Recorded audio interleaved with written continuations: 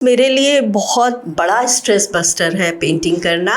और कई बार ये होता था कि किसी भी वजह से कोई भी वजह होती थी जो मुझे परेशान करती थी, तो मुझे लगता था कि बस अब हाई टाइम है कि मैं ईज़ल लेकर कैनवस उस पर रख कर कुछ बनाऊं, क्योंकि उसको बनाते ही मैं सारी दुनिया से कट ऑफ हो जाती हूँ। मतलब मैं कहने से वो चीज़ नहीं करूँगी, सुन लूँगी सबकी, लेकिन करती मैं अपने मन की हूँ। तो मेरे आर्ट फॉर्म में भी वो निकल कर आता है। मेरा मानना ये है कि बड़ा छोटा आप काम को उसको देखिए, और जो चीज़ें मुझे बहुत बुरी लगती थी तो वो मैं चाहती हूँ कम से कम मेरी गैलरी में कोई भी आर्टिस्ट आए तो उसको इस चीज़ का अनुभव ना हो जो मुझे हुआ था। मुझे लगती है हमें अपने आर्टिस्ट को इतनी स्वतंत्रता देनी चाहिए। हम उनको बस ये कहते हैं कि भाई हमको 2x3 की एक पेंटिंग आप बना कर दीजिए, हम एग्जीबिशन कर रहे हैं, साइज़ ज़रूर हम डिसाइड करते हैं जिससे हार्मनी रहे हमारे शो में, लेकिन हम कोई टॉपिक नहीं देते हैं और थीम भी नहीं देते हैं। किसी में कुछ ना कुछ होता है जो सीखने का होता है, और उसकी कोई उम्र नहीं होती, आप सारी ज़िंदगी सीख सकते हो, छोटा हो बड़ा हो कैसा भी हो। So hello everyone. Today we have with us a very special guest, Miss Shailja Jain. And apart from that, art को पहचानना एक कला होती है अपने में, एंड इनकी गैलरी भी है और इन्होंने उससे आर्ट को पहचाना है। तो आज हम एक कॉन्वर्जेसन करते हैं मैम के साथ एंड पहचानते हैं उनके बारे में और उनके आर्ट के बारे में, और कैसे उन्होंने गैलरी फाउंड आउट करी है एंड कैसे वो आर्ट को और ज़्यादा रिप्रेजेंट करना चाहते हैं in front of the people. Welcome ma'am. Thank you so much. Ma'am, सबसे पहले this is the very basic question, आपका स्टार्टिंग कैसे था? Because for me to know कि आपके लिए वो थॉट क्या था जिससे आपने शुरू ही करा आर्ट करना। एक्चुअली मैं जो हूँ बीएससी और एमए इकोनॉमिक्स हूँ, और मैं सेल्फ टॉट हूँ, और जितना भी बनाती हूँ तो उसको आर्टिस्ट कहिए या जो कहिए, मतलब अभी भी सीख रही हूँ मैं। और बस बनाती थी जब बच्चे छोटे थे, तब तो इतना टाइम नहीं मुझे मिला, लेकिन जैसे जैसे बच्चे बड़े हुए तो मैंने पेंटिंग्स बनानी शुरू करी। और ये उस समय की बात है जब हम लोग बॉम्बे में रहते थे। तो बॉम्बे में मैंने बहुत हिम्मत करके मैंने कहा कि मैं एक अपनी सोलो एग्जीबिशन लगाती हूँ। तो सिमरोज़ा आर्ट गैलरी है जो कि वहाँ की बहुत फेमस आर्ट गैलरी है, वहाँ पर मैंने अपनी एग्जीबिशन सोलो लगाई। तो अच्छी बात ये हुई कि मेरी एग्जीबिशन के साथ साथ वहाँ पर एक अद्वैत और उनकी वाइफ ने ओल्ड फर्नीचर की, एंटीक फर्नीचर की वो लगाई थी एग्जीबिशन।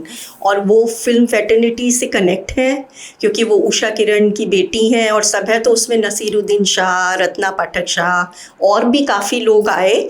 और उन्होंने वहाँ आए और उन्होंने मेरी गैलरी, छोटा सा रूम था जिसमें आए और उन्होंने मेरी पेंटिंग्स को देखा, और एक डायरी थी जिसमें उन्होंने इतना अच्छा सब लिखा कि मुझे बहुत एनकरेजमेंट मिला। और उन्होंने कहा भी कि तुम्हें डर नहीं लगा कि तुमने सीखी नहीं है, और सोलो एग्जीबिशन वो भी सिमरोज़ा में लगाई। तो मैंने उनको बोला कि नहीं, इसमें डरने की बात नहीं, इवन मेरे लिए ये बहुत अच्छी बात है, मैंने सीखी नहीं। हालांकि लोग एग्री नहीं करेंगे, मेरा अपना मानना ऐसा है कि जब आप किसी चीज़ की पढ़ाई कर लो, और स्पेशली क्रिएटिव चीज़ की पढ़ाई करो, तो आपको रूल्स, रेगुलेशन, लिमिटेशन, सब बाउंड्रीज़ आपकी हो जाती हैं सेट। और हमने कहीं से सीखा नहीं था, तो मेरे लिए सब कुछ खुला था, मैं कुछ भी करूं। मतलब मुझे ये नहीं लगता था कि ऐसा नहीं करना चाहिए क्योंकि ये नहीं पढ़ा, ये गलत है। तो मैंने बस बिंदास होकर जो दिल में आया बनाया, जो मर्ज़ी आती थी बनाती थी। तो इससे मुझे एनकरेजमेंट काफ़ी मिला। मैंने बहुत सारी जगह जे आर्ट गैलरी, सिमरोज़ा, क्रिम्सन, फिर अहमदाबाद की स्टेट आर्ट गैलरी, बेंगलोर, काफ़ी जगह एग्जीबिशंस की, और ग्रुप में भी की मैंने। एनसीपीए की मेंबरशिप थी, आर्ट सोसाइटी की मेंबरशिप थी, उनके साथ ग्रुप में जे आर्ट गैलरी में करते थे। फिर वो बस करती रही। मेरे हस्बैंड का ट्रांसफरेबल जॉब था तो हम इधर से उधर जाते थे, लेकिन मुझे कभी ये नहीं लगता था कि हाय इतना सब मैंने वहाँ कर लिया था, सबसे जान पहचान हो गई थी। इनफैक्ट मुझे ये लगता था चलो नए शहर में हम कुछ नया ट्राई करेंगे, नए लोगों से मिलेंगे। और वहाँ जाकर भी फिर गैलरी में एग्जीबिशन करती थी, बच्चों को क्लासेस लेती थी, उनकी मम्मियाँ भी आ जाती थी, उनके साथ भी करती थी।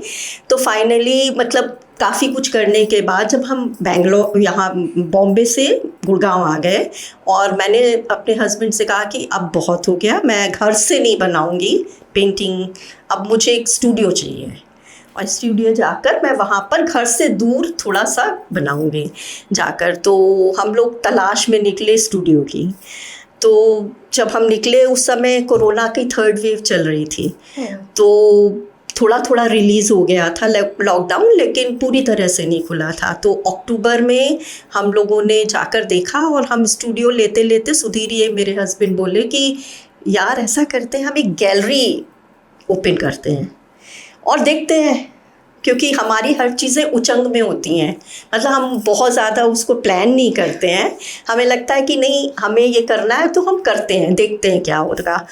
तो हमने वो गैलरी जो थी बड़ी सी MR डिजिटल जो गोल्फ कोर्स एक्सटेंशन रोड पर है वहाँ पर ले ली।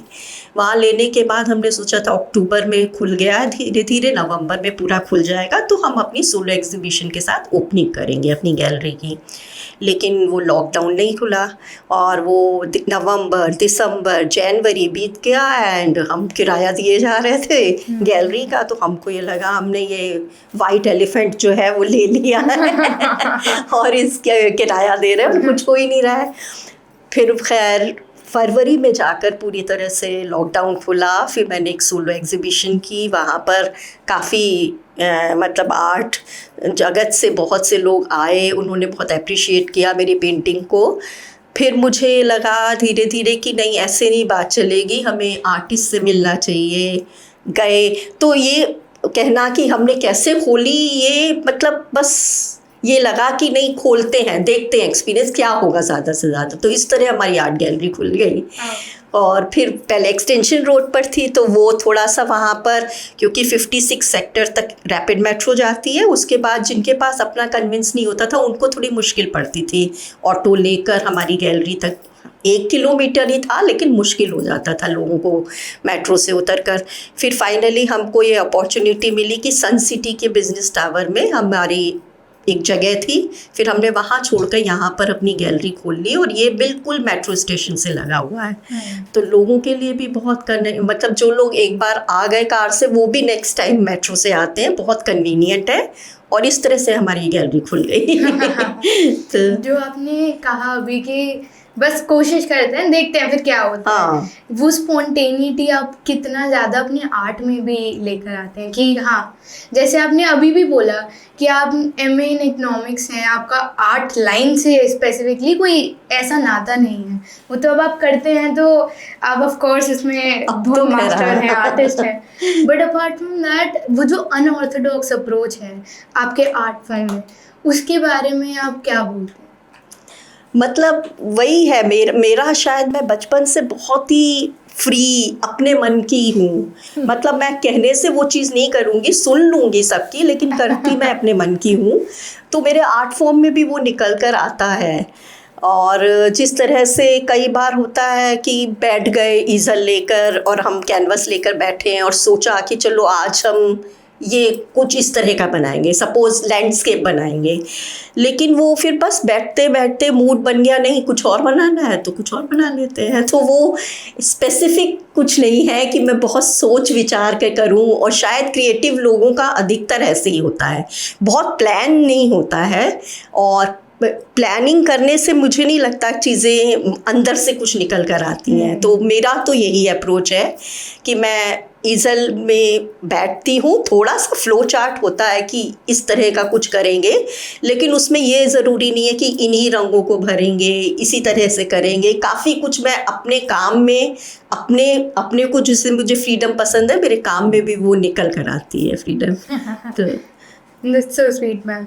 एंड ऑल्सो ये चीज़ मैंने सुनी है, आप प्लीज़ इसके बारे में बताना मेरे को, कि आपने ये चीज़ बोली है एंड आप ये फॉलो भी करते हैं कि आप प्रायर स्केचिंग नहीं करते, आप कुछ आउटलाइन कुछ नहीं करते, सीधा पेंट और ब्रश लेके whatever comes to your mind आप बस उसे फ्री फ्लो बेसिकली। वो क्या ये सच है? हाँ, और इनफैक्ट मेरे क्लास में भी जो बच्चे या बड़े लोग आते थे, औरतें, आदमी जो भी आते थे, तो मैं उनको सबसे पहले कहती थी कि आप ठीक है, आप एक कैनवस है या एक पेपर है, उसमें हिंट के लिए कि भाई यहाँ हमें एक पेड़ बनाना है, एक डॉट या थोड़ा सा कुछ कर लीजिए, लेकिन ज़रूरत नहीं है पेंसिल की, और इरेज़र तो बिल्कुल नहीं, क्योंकि ज़्यादा से ज़्यादा क्या होगा, पेड़ थोड़ा झुका हुआ बन जाएगा। मतलब स्ट्रेट बनाने की क्या है, हर तरह के पेड़ आपको दिखते होंगे। तो मेरे लिए ये है कि जितना आपको अपने हाथ और ब्रश पे कंट्रोल होगा, शायद वो उस चीज़ में बनाने में और उसके फ्लो में बहुत फ़र्क होगा। तो मैं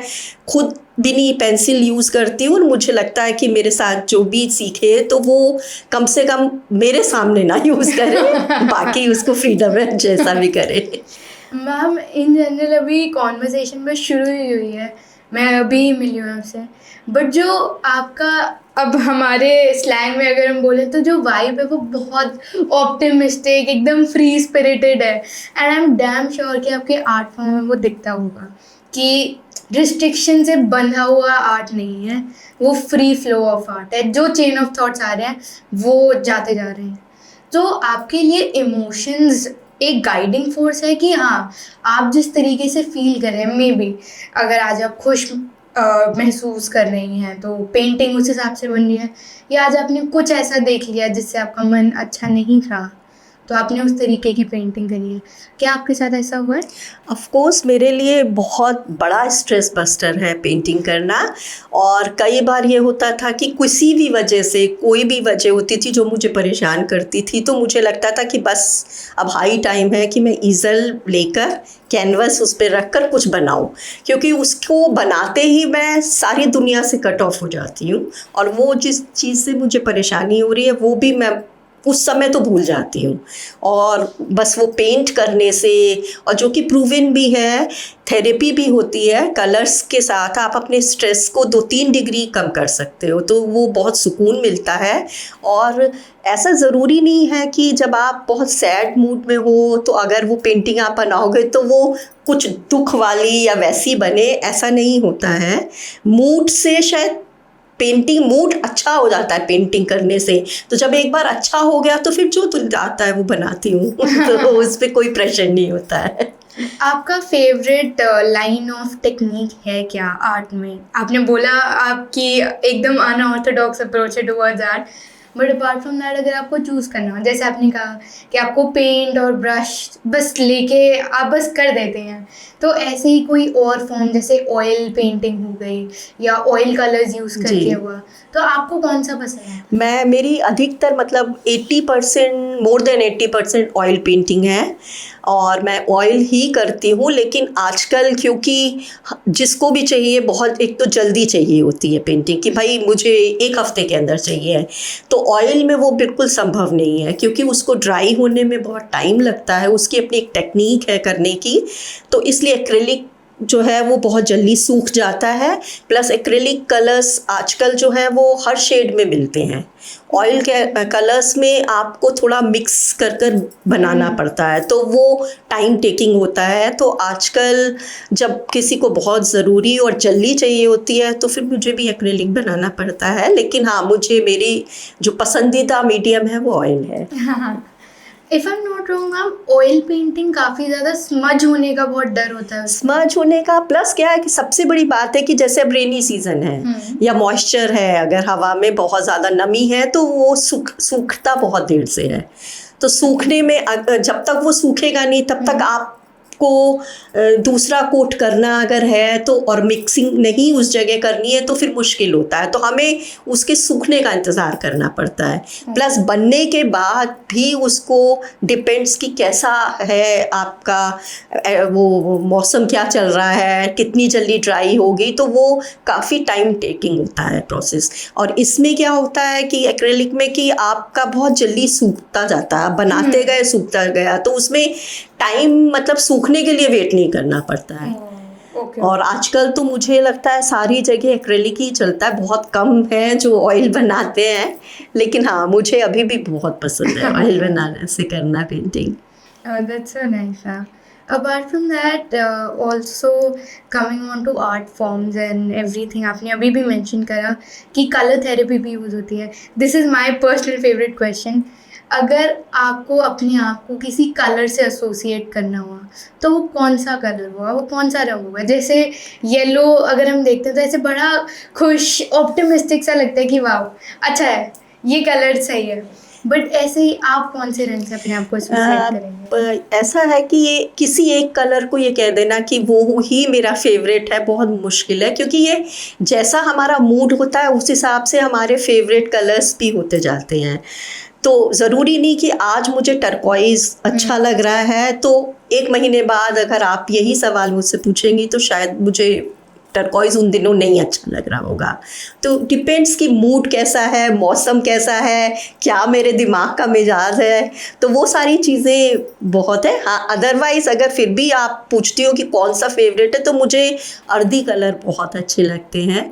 ऑकर हुआ जैसे, वो मेरा बहुत सैप ग्रीन है, तो ये जो कलर है मुझे अर्दी जो है वो बहुत पसंद आते हैं। ऑल टाइम फेवरेट है। एवरग्रीन कलर है ये आपके लिए। Apart from that, coming on to, आपने गैलरी की बात करी कि आप खुद अपने आप के आर्ट फॉर्म्स को डिस्प्ले करना चाह रहे थे, इसीलिए आपने गैलरी का सोचा। देन आपको एक स्टूडियो चाहिए था जहाँ आप घर से हट के पेंट करने जा पाए। यहाँ पर 2 क्वेश्चन है मेरे। एक तो आप मेरे को ये बताओ कि गैलरी, एग्जिबिशन, म्यूज़ियम, इन तीनों में क्या फ़र्क है, और स्टूडियो में पर से। एंड ऑल्सो जैसे आजकल लोग बोलते हैं कि हमें एक टिपिकल सेटिंग चाहिए, हमें एक सर्टन मूड चाहिए, हमें एक जगह बैठना है, तभी हम जाके पेंटिंग कर पाएंगे या कुछ क्रिएट कर पाएंगे। आपका क्या थॉट है इसके? एक तो ये कि हम वैसे अगर डिक्शनरी में देखा जाए तो स्टूडियो का मतलब ये नहीं होता है कि एक पर्सनल जगह जहाँ आप बैठकर बना रहे हैं। लेकिन हमारे इंडिया में, क्योंकि मैंने अपनी जो पहले गैलरी खोली थी तो उसका नाम मैंने लिखा था शैलजाज स्टूडियो, तो लोगों को कन्फ्यूजन ये होता था, वो ये समझते थे कि वो मेरी पर्सनल जगह है स्टूडियो। फिर हमने डिक्शनरी में देखा कि कहीं हमने गलत तो नहीं लिखा, लेकिन और जगह पर स्टूडियो और गैलरी में ऐसा सच कोई फ़र्क नहीं है। लेकिन इंडिया में स्टूडियो का मतलब होता है कि एक आपकी पर्सनल जगह जहां आप बैठकर बनाते हैं और आपकी पेंटिंग रखी होती हैं। इसीलिए अब मुझे, जब मैंने शिफ्ट किया तो मुझे अपनी गैलरी का नाम शैलजा आर्ट गैलरी रखना पड़ा, जिससे लोगों को पूरी तरह से मैसेज ये जाए कि ये पर्सनल जगह नहीं है, ये आर्ट गैलरी है। तो आर्ट गैलरी में ये होता है कि आप अपनी डिस्प्ले करें, साथ में आप, जैसे हम लोग once in a year across India के आर्टिस्ट को लेते हैं और उनकी एग्जीबिशन करते हैं, या विमेंस इंटरनेशनल डे में फीमेल आर्टिस्ट की करते हैं। तो इस तरह से एब्स्ट्रैक्ट आर्टिस्ट की किया, लैंडस्केप वालों की किया, तो उस तरह के हर तरह का मेरे गैलरी में होता है। साथ में हम लोग अपनी गैलरी में बहुत सारे इवेंट्स करते हैं। जैसे हमारे इवेंट्स में हम डॉक्यूमेंट्रीज़ दिखाते हैं। हमने अमृता शेरगिल की एक पूरी पेंटिंग के ऊपर एक डॉक्यूमेंट्री दिखाई थी, या अभी कुछ ही दिन पहले हबीब तनवीर जी, बहुत बड़े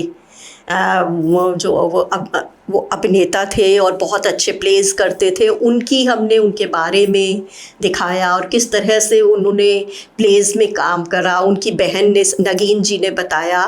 तो बहुत तरह की, फिर हमने जैसे पोइट्री सेशन करते हैं, उसमें तस्लीमा जी को बुलाया था, तस्लीमा नसरीन जी को, तो उन्होंने अपनी पोइट्री करी थी। उन्हीं की पोइट्री को जो अमृता बेरा जी हैं उन्होंने ट्रांसलेट किया है इंग्लिश और बंगला को हिंदी में, वो भी थी। तो बहुत अच्छा हमारे यहाँ होती रहती हैं चीज़ें। डांस का भी होता है, बुक रिलीज़ भी होती है, तो काफ़ी तरह के इवेंट्स हम लोग करते हैं।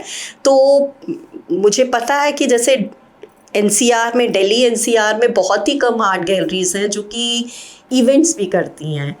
तो मुझे ये लगा कि जब हम कुछ इस तरह का कर रहे हैं तो वाई नॉट, जो हमारा मन करता है।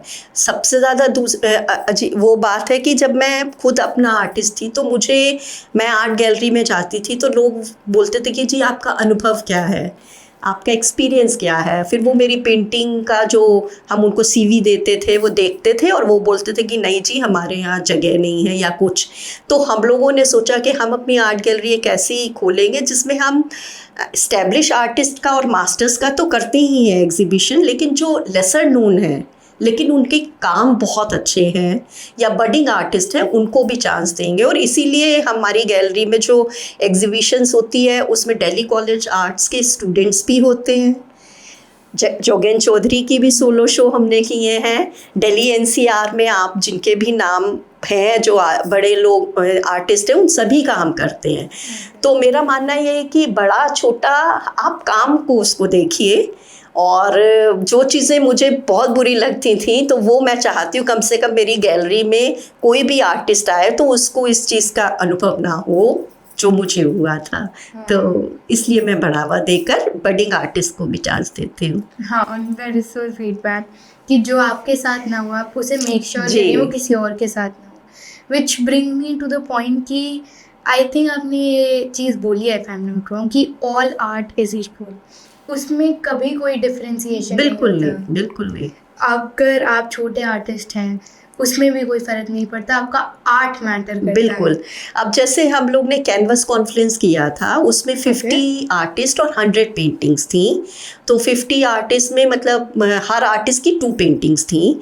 तो उसमें जिस समय मैं डिस्प्ले कर रही थी तो ठीक है, हम आर्ट जगत से हैं और हमको आर्टिस्ट का पता है कि कौन सा आर्टिस्ट एक्सपीरियंस्ड है, अच्छा काम करता है। लेकिन एक कॉमन मैन जो मेरी आर्ट गैलरी में आया उसको अगर नहीं पता है कि ये आर्टिस्ट बहुत अच्छे हैं और ये कम अच्छे हैं, तो वो तो सिर्फ काम देखेगा ना। तो काम देखकर वो पेंटिंग को ख़रीदेगा। तो मेरा मानना यही है कि ये सब हमारे लिए है कि ये चीज़ें हमें पता है कि ये आर्टिस्ट इतने सालों का अनुभव है, ये बहुत अच्छा बनाते हैं। लेकिन एक कॉमन जन के लिए तो पेंटिंग देखकर और उसको अच्छी लगे वो ही होती है बात, और वो ही उसे ख़रीदता है। उसके लिए फिर ये मैटर नहीं करता कि वो कितने बड़े आर्टिस्ट हैं या क्या है। ऑल्सो यहाँ पर हम ये भी बात निकाल सकते हैं कि कितना इम्पोर्टेंस है ऑडियंस का एक पर्सपेक्टिव होना टुवर्ड्स आर्ट। करेक्ट। उन्हें अप्रिशिएट करना भी आना चाहिए। तो आपको लगता है कि आजकल या पहले के टाइम पे जो आप देखते थे उस पर्सपेक्टिव में चेंज आया है, जिस तरीके से आर्ट को देखा जाता था, कंज्यूम करा जाता था पहले और अब, उसमें काफ़ी ज़्यादा अंतर है। आप क्या सोचते हैं उसके बारे में? हाँ, अंतर है। और आज जैसे पहले इंस्टॉलेशन कम होता था, मिक्स मीडिया कम यूज़ करते थे, या मतलब आजकल जिस तरह का एक, आजकल तो आप चैट जीपीटी से भी बना सकते हो, डिजिटल आर्ट भी है।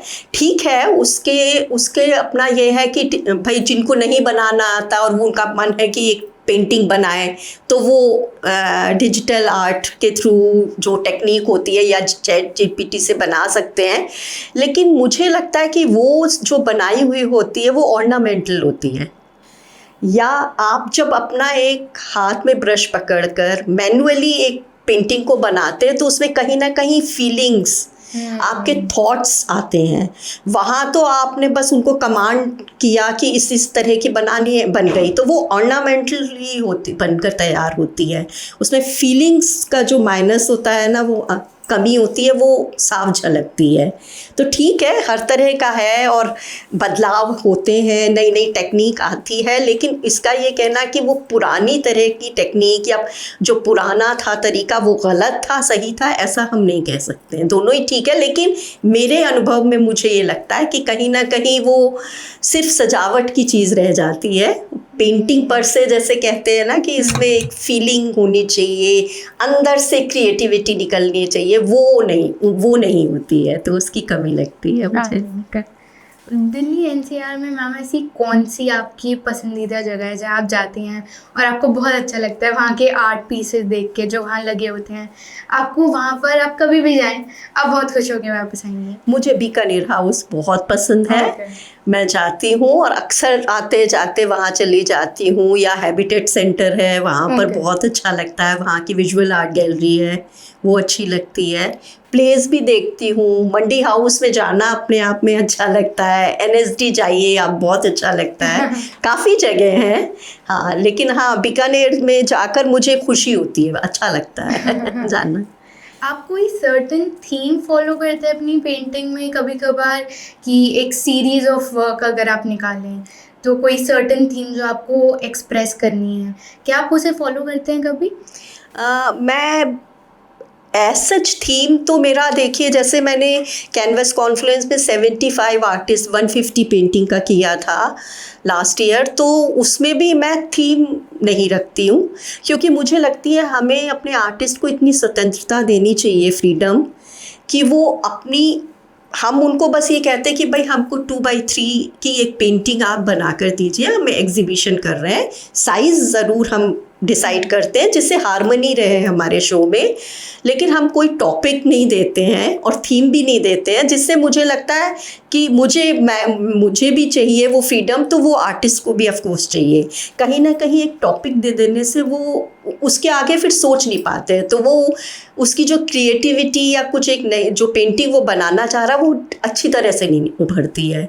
तो मैं खुद भी उसको बहुत कम फॉलो करती हूँ कि कोई थीम के इर्द गिर्द किसी चीज़ को बनाया जाए, लेकिन हाँ कई बार ज़रूरत होती है तो देनी पड़ती है, लेकिन वो जहाँ तक हो मैं ये चीज़ आर्टिस्ट के ऊपर छोड़ती हूँ कि वो अपना जो दिल करे वो बनाए, जैसे कलर्स लगाने चाहे लगाए, जो मीडिया यूज़ करे वो करे, बस मेरा वो साइज़ जो है वो उसको ध्यान में रख कर बनाए, तो फ्रीडम रहती है आर्टिस्ट के लिए। दैट एब्सोल्युटली सेड मैम कि इवन आप भी थीम फॉलो नहीं करते, you like that free flow जो एक पेंटिंग में होता है, और आप वो अप्रिशिएट भी ज़्यादा करते हैं, बिल्कुल, which is a true mark of an artist to be honest, कि रिस्ट्रिक्शंस में रह के काम करना नहीं बहुत मुश्किल है, मेरे लिए बहुत मुश्किल है। हो सकता है कुछ लोगों को ये पसंद आता है, फिर उनको ये लगता है कि हाँ चलो ये चीज़ें करनी है मुझे, और एक्स्ट्रा चीज़ मुझे सोचनी नहीं है ना, उसके बारे में सोचना, तो उनके लिए शायद वो इजी पड़ता हो, लेकिन क्योंकि मुझे बहुत फ्रीडम पसंद है, और मुझे लगता है हम किसी को बांध कर उसको, मतलब वो एक ऐसा सा हो जाएगा जैसे कि पहले के ज़मानों में होता था ना कि भाई तुमको इस तरह की एक मूर्ति बनानी है, ये बनाओ, या इस तरह की राजाओं की एक पेंटिंग बनानी है, वही बनाना है, तो उसमें तो वो जो कह रहे हैं वैसा वो कर रहा है। तो आर्टिस्ट जो बनाने वाला है वो एक तरह से आप सोच लीजिए कि वो मतलब एक पेड जो है ना वो वर्कर टाइप का है, और वो काम कर रहा है, उसकी अपनी फ्रीडम कुछ नहीं है। तो मुझे मेरा अपना ऐसे मानना है। वेरी ट्रू मैम कि रिस्ट्रिक्शंस कभी कभार बाउंड भी करती हैं, और कभी कभार किन्हीं के लिए अच्छी भी होती हैं। हाँ, depends. Very correct about that. Apart from that हम गैलरीज के बारे में बात करते हैं कि ये गैलरी में ऐसे टाइप की पेंटिंग्स हैं या ये हैं, आपको कौन सी टाइप ऑफ पेंटिंग सबसे ज़्यादा पसंद है, या पेंटिंग हो या आर्ट फॉर्म हो, कि आप स्पेसिफिकली ये बहुत ज़्यादा फॉलो करते हैं, या आपकी फेवरेट टेक्निक है? जैसे आपने कहा कि आपको पेंट्स और ब्रशेस बहुत अच्छे लगते हैं, ऑयल पेंटिंग आपको बहुत अच्छी लगती है, कोई एज सच वर्क और लाइन ऑफ आर्ट जो आपको अच्छा लगे? मैं मतलब ऐसा नहीं है कि मुझे अगर लैंडस्केप पसंद है तो लैंडस्केप किसी भी तरह का पसंद है, और उसके आगे मुझे एब्स्ट्रैक्ट पेंटिंग नहीं अच्छी लग रही है, ऐसा कुछ नहीं है। क्योंकि कई बार जो होता है, जैसे अब मुझे कुछ आर्टिस्ट हैं, मुझे ज्योमेट्रिकल पेंटिंग कम पसंद है, लेकिन कुछ आर्टिस्ट, मैं अभी नाम नहीं लेना चाहूँगी, लेकिन कुछ आर्टिस्ट हैं वो उसको बनाते हैं और मुझे पसंद आती है। तो इस तरह से मैं मतलब किसी एक फॉर्म को नहीं कह सकती कि वो मुझे बहुत पसंद है।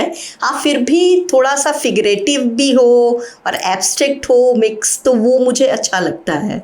Ma'am, for the audience figurative work का क्या मतलब है?